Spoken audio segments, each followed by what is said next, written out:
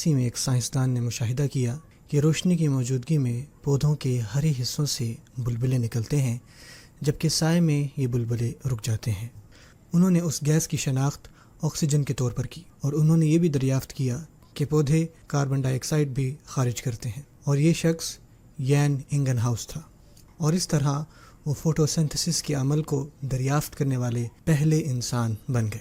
आप इस बात से भी वाकिफ़ होंगे कि ये जो फ़ोटोज़ है ये यूनानी लफ्ज़ है जिसका मतलब है रोशनी, और सिंथेसिस ये भी यूनानी लफ्ज़ है जिसका मतलब है इकट्ठा करना।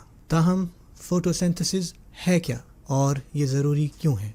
ये पता है कि ऑक्सीजन हमारे जिंदगी के लिए कितनी जरूरी है। अगर पृथ्वी से 1 सेकंड के लिए भी ऑक्सीजन गायब हो जाए तो शायद ऐसा हो सकता है। तो गाइज, हम ऑक्सीजन की बात कर ही रहे हैं तो आपके मन में ये सवाल कभी न कभी जरूर आया होगा कि ऑक्सीजन कहाँ से आती है। हालांकि ये बात सबको पता है कि ऑक्सीजन तो पेड़ पौधों से ही मिलता है, और ये ऑक्सीजन पौधों के प्रकाश संश्लेषण के दौरान बनता है। तो दोस्तों, पौधों से ऑक्सीजन कैसे प्राप्त होता है, पौधे अपना भोजन कैसे बनाते हैं, तो आज हम बात कर लिए। सबसे पहले ये जड़ के द्वारा जल को ग्रहण करते हैं।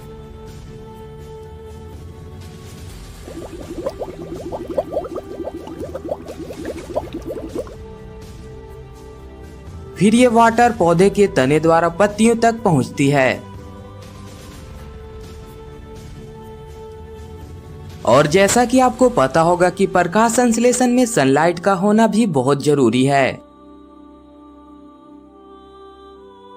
और जो प्रकाश संश्लेषण में अहम भूमिका निभाती है वो है पत्तियां। तो चलिए दोस्तों, देख लेते हैं कि पत्तियों के अंदर क्या क्या पाया जाता है।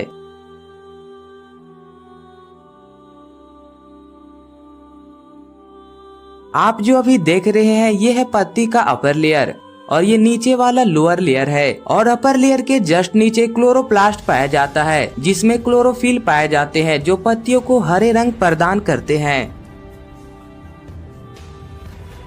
ये है पत्तियों का ट्यूब्स, जहां से पूरी पत्तियों में वाटर को भेजा जाता है।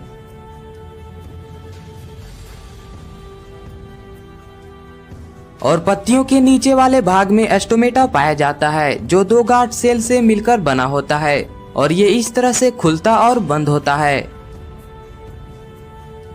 एस्टोमेटा का काम है कि ये वायुमंडल से कार्बन डाइऑक्साइड को ग्रहण करता है, और फिर ये प्रोसेस आगे की ओर बढ़ता है। कार्बन डाइऑक्साइड और वाटर क्लोरोप्लास्ट में इंटर करते हैं,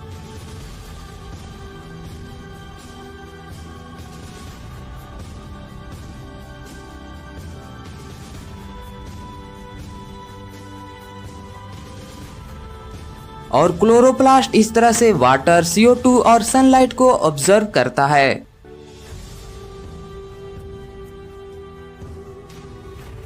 और ये देखिए, कुछ ऐसा होता है क्लोरोप्लास्ट के अंदर का नजारा, जहाँ पे CO2, जल और सनलाइट की उपस्थिति में ग्लूकोज का निर्माण होता है।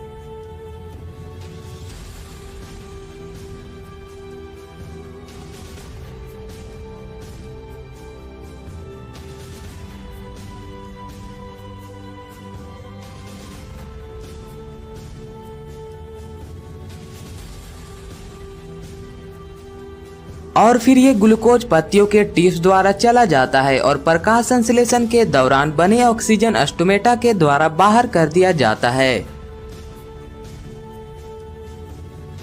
और साथ ही साथ जल के कुछ अणु भी बाहर निकलते हैं जिसे हम वाष्पोत्सर्जन कहते हैं। वाष्पोत्सर्जन क्या है, चलिए मैं आपको बताता हूँ। पौधे अपना भोजन बनाने के लिए जड़ से 100% जल को ग्रहण करते हैं, लेकिन ये 2 या 3% जल को ही अपना भोजन बनाने के लिए इस्तेमाल करते हैं, और बाकी के वाटर को वायुमंडल में छोड़ देते हैं, जिसकी वजह से पेड़ पौधे के नीचे वाला भाग ठंडा होता है, जिसकी वजह वाष्पोत्सर्जन होती है, और इस तरह से ऑक्सीजन वायुमंडल में आ जाता है, और इस तरह से हम और आप सांस ले पाते हैं। तो दोस्तों, अल्लाह हाफिज।